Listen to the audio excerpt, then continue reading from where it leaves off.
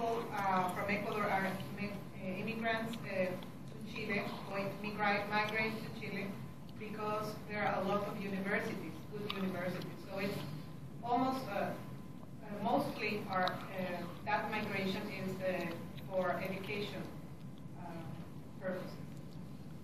While the country continues to experience immigration, the number of immigrants, particularly Peruvians and Colombians, has increased in the last 5 years. Most Peruvians are economic migrants, and the majority of Colombians are refugees, escaping an escalation of armed conflict since 2002 and the hardships created by drug eradication programs in southern Colombia. Prior to the late 90s, Ecuadorian international migration, as I said, was directed primarily through the United States. Of the estimated 400,000 Ecuadorians living in the United States, more were concentrated in metropolitan New York, and many came from the south central highlands of Cañar and Azuay provinces. In the middle to late 90s, Ecuador entered into a political and economic crisis just as clandestine transportation to the United States became increasingly expensive and dangerous. Within 2 years, Ecuadorian migration diversified radically and a new immigration formed.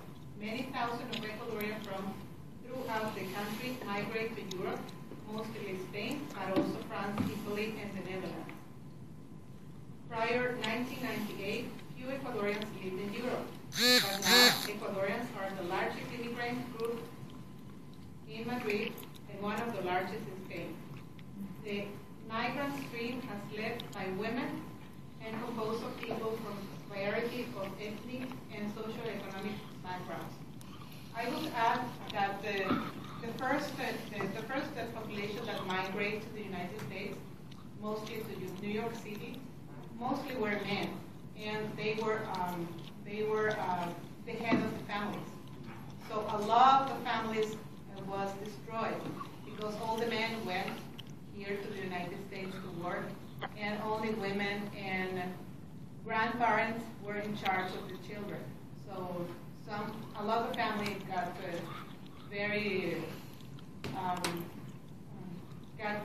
destroyed, and it was a big impact. Now it's a little bit different, the flow that goes to Spain, because as you see, it's more, a lot of women are going, because now the women are trying to be more educated in my country, so they try to study. So it's a totally different population that is migrating to Spain. Most of them are for study, not just for taking money back home as it was before.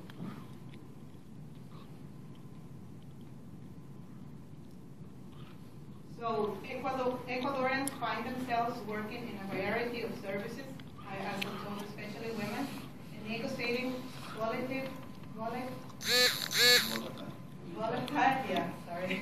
even hostile social and political environment. The new immigration has numbers of implications in Ecuadorian families, as I told you, the economy and the nation state.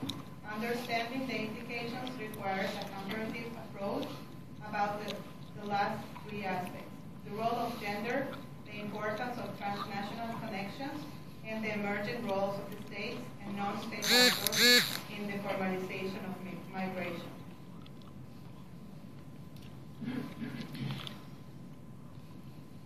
Immigrant visa for U.S. In general, to apply for an immigrant visa, a foreign citizen must be sponsored by a U.S. citizen relative, U.S. lawful permanent resident, or by a prospective employer, and be the beneficiary of an approved petition.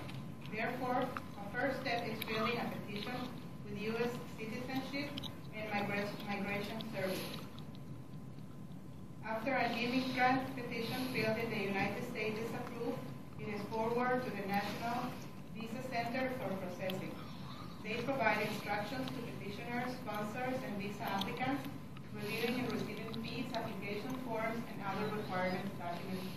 visa